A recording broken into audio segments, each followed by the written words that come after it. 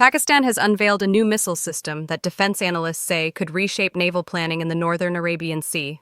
The weapon is known as Smash, officially designated P-282, and it is Pakistan's first ship-launched anti-ship ballistic missile. Pakistan's Ministry of Defense recently released footage of a test firing from a naval frigate. The missile rises sharply into cloud cover, accelerating with considerable force. For defense observers, it marks a rare moment. Only a handful of countries have developed ballistic missiles capable of striking warships at sea. Pakistan has now positioned itself among them.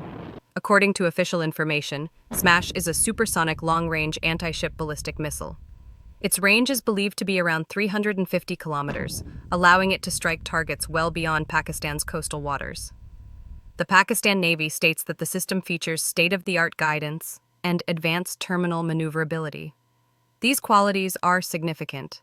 A maneuvering ballistic missile presents a challenging problem for shipboard air defense systems, which are typically configured to counter low-flying cruise missiles, not high-speed ballistic threats descending from above. Technical assessment. Much of Smash's detailed design remains classified, but open-source analysis, based on available imagery, suggests that the missile is approximately 9 meters long and up to 90 centimeters in diameter. Experts believe it is powered by a solid-fuel ballistic rocket motor, enabling rapid launch readiness and minimal preparation time. Based on its ballistic trajectory and size, the missile is thought to travel at speeds exceeding Mach 3, possibly approaching Mach 4 during its final descent. These velocities shorten the reaction time available to a defending warship, particularly when combined with terminal maneuvering. The warhead type has not been publicly disclosed. However, analysts estimate a payload in the range of 200 to 300 kilograms, consistent with other ballistic anti-ship systems around the world.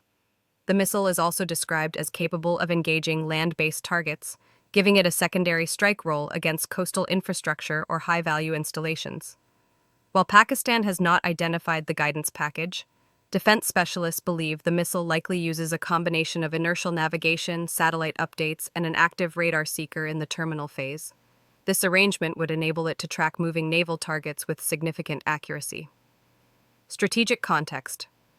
For Pakistan, the introduction of Smash is part of a broader evolution in maritime defense thinking. The country increasingly favors anti-access and area denial strategies, known as A2/AD. These strategies aim to deter or slow the approach of larger, more sophisticated naval forces by presenting them with credible, long-range threats. In practical terms, Smash offers Pakistan a tool that can hold adversary ships at risk without relying on aircraft or submarines. A ship-launched ballistic missile also extends the reach of naval platforms, allowing frigates to project power beyond the horizon. Regional analysts note that the Arabian Sea forms a critical transit route for commerce, energy supplies, and naval deployments. Any system that alters risk calculations in this region is likely to attract international attention. Military analysts say the missile is designed to complicate the operational planning of any navy operating within Pakistan's maritime proximity. One defense researcher told us, even if the system is still in its early stages, the very existence of a ship-launched anti-ship ballistic missile forces planners to consider new layers of threat. It changes the assumptions under which surface fleets operate. Another analyst emphasized the symbolic value of the system. It signals intent. Pakistan is demonstrating that it wishes to protect its coastline through asymmetric, high-speed precision systems, rather than matching larger navies ship for ship. If fully operational, Smash provides several advantages. Its solid fuel design allows for quick launch, reducing vulnerability during preparation. Its high-arcing trajectory gives it a clear line of approach against ships that depend on radar horizon limitations. And its maneuvering terminal phase reduces interception probabilities. Together, these elements form a capability that could restrict the freedom of movement of hostile warships in the region. The missile also complements Pakistan's existing inventory of cruise missiles, coastal defense systems, and submarines. Pakistan has not released comprehensive specifications for the P-282 system, and analysts caution that much of its performance remains unverified in open sources. But its development marks a notable addition to the country's naval posture, and one that may influence regional dynamics in the years ahead.